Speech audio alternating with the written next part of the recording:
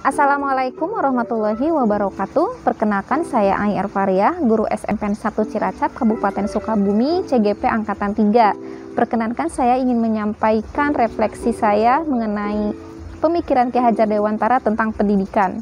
Yang pertama, Ki Hajar Dewantara memberikan arti pendidikan sebagai tuntunan hidup tumbuhnya anak-anak.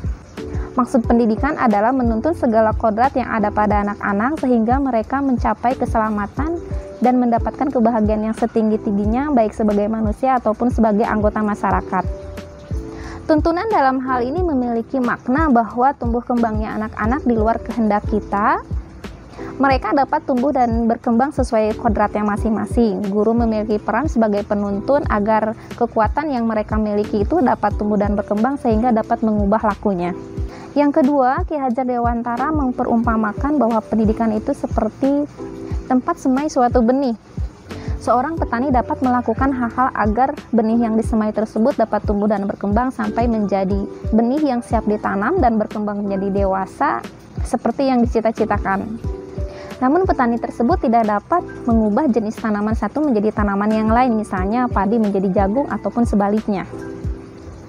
Nah, pendidik ibarat seorang petani tersebut hanya bisa menuntun tumbuh berkembangnya anak sesuai dengan kodratnya masing-masing, dan pendidik akan menghadapi keberagaman atau keunikan yang dimiliki oleh anak-anak.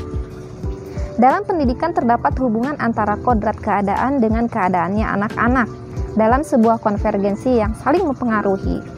Seorang anak yang pada dasarnya memiliki jiwa yang baik akan semakin baik jika mendapatkan tuntunan pendidikan. Demikian juga seorang anak yang pada dasarnya memiliki jiwa yang tidak baik akan menjadi baik jika mendapatkan tuntunan pendidikan. Tuntunan tersebut diperlukan bagi seseorang tidak hanya untuk mendapatkan kecerdasan saja, tetapi agar mereka bisa terlepas dari pengaruh jahat yang muncul dari berbagai keadaan. Ki Hajar Dewantara juga berpesan kepada pendidik bahwa dalam melakukan perubahan harus memperhatikan kodrat alam dan kodrat zaman. Pendidikan tidak boleh statis, tetapi harus bergerak dan mengikuti perubahan zaman, dan perubahan itu harus terjadi. Namun perubahan tersebut tetap menjunjung nilai-nilai kemanusiaan. Pendidik itu tidak hanya sekedar membuat anak pintar, lulus ujian, tetapi sebenarnya adalah memanusiakan nilai-nilai kemanusiaan. Kemudian proses pembelajaran yang mencerminkan pemikiran Ki Hajar Dewantara itu yang seperti apa? Yaitu pembelajaran yang berorientasi pada anak, sehingga pendidik akan dihadapkan dengan berbagai keragaman atau keunikan setiap anak. Nah, biarlah anak tersebut tumbuh dan berkembang sesuai dengan keunikan masing-masing. Proses pembelajaran juga harus memerdekakan anak, serta harus menghasilkan perubahan budi pekerti.